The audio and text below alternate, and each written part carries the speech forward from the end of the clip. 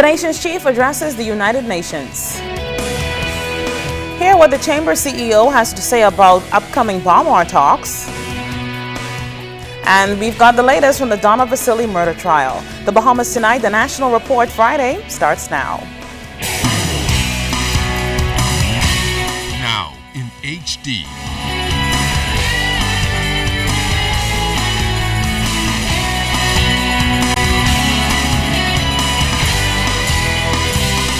ZNS Network presents The Bahamas Tonight. This portion of the news brought to you by BTC Everyday.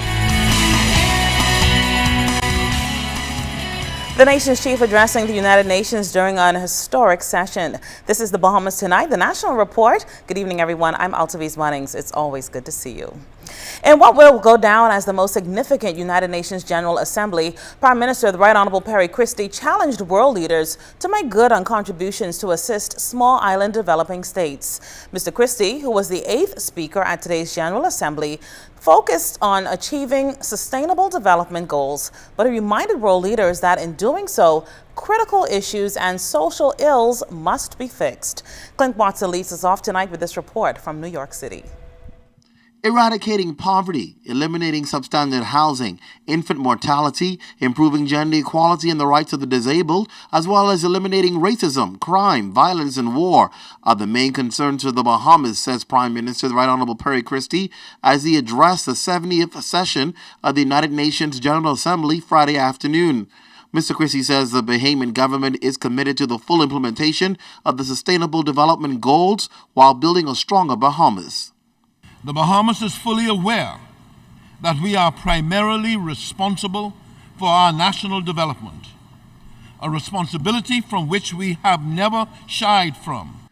Mr. Christie renewed the Bahamas' commitment to protecting our oceans, its species as well, and committed to migrating to renewable sources of energy by 2030.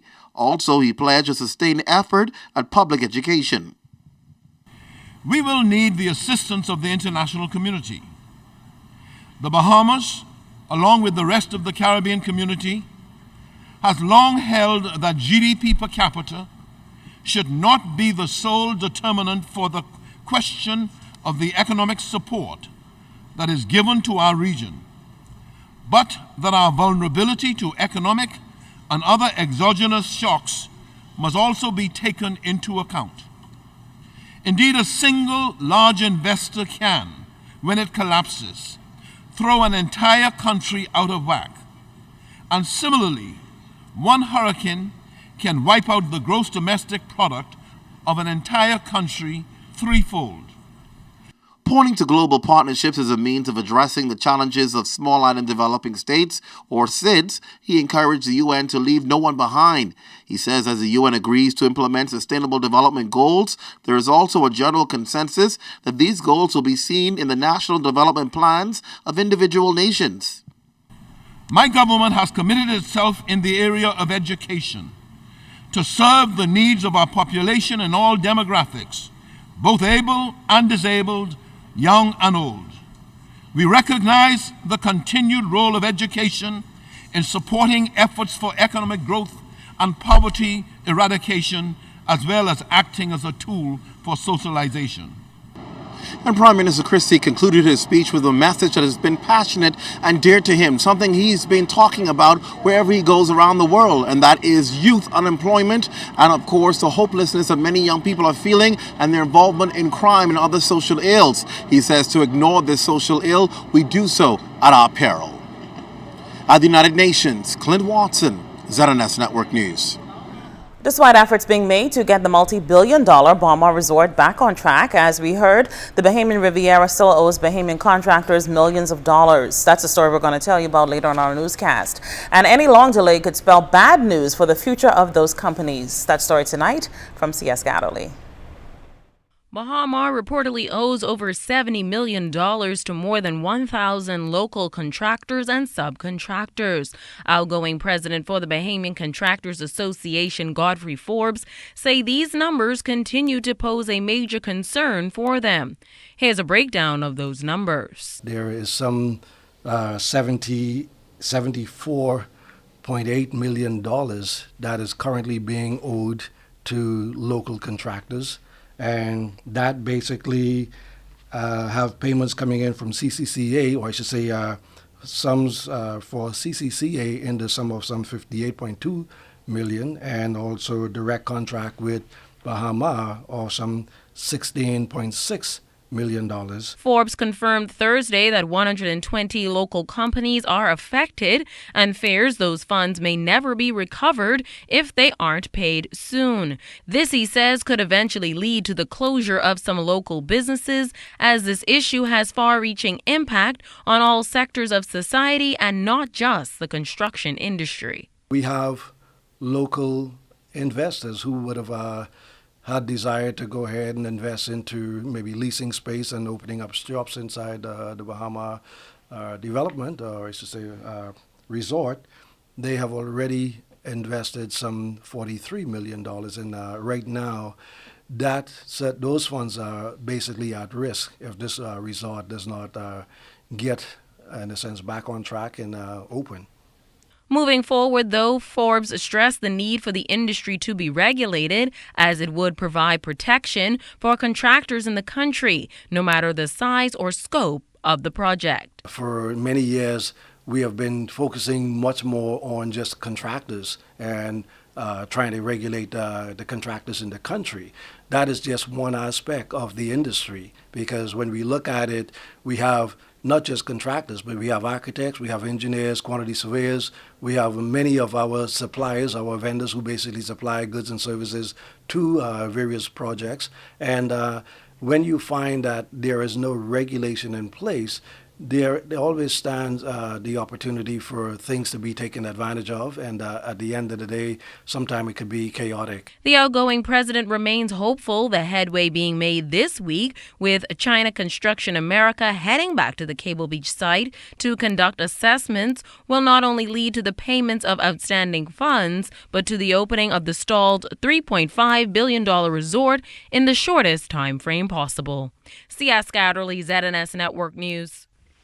Chief Executive Officer of the Bahamas Chamber of Commerce and Employers Confederation, Edison Sumner, also weighing in on the progress being made with the stalled Baha Mar resort. He told our Cleopatra Murphy why it's important that Prime Minister, the Right Honorable Perry Christie, meet with the project's developer, and he also voices concern about those contractors left in limbo. CEO of the Bahamas Chamber of Commerce and Employers Confederation, Edison Sumner, says Monday's scheduled meeting between Baha Mar developer Sarkis Ismailian and Prime Minister the Right Honorable Perry Christie is one that has to occur to facilitate the resort getting back on course. Since the developer filed for Chapter 11 bankruptcy, tensions have existed between both parties, and Sumner says information could have gotten lost along the way. I think that the meeting between the Prime Minister and the Chairman is absolutely necessary for them to come to an understanding of where they are. And hopefully coming out of that meeting, the Prime Minister, along with the Joint Provisional Liquidators, are finally able to bring all of the parties together. Sumner is pleased with the Prime Minister's intervention with China Construction America and the subsequent announcement from Christie and the Provisional Liquidators that the construction company is back at the Cable Beach site conducting an analysis and assessment.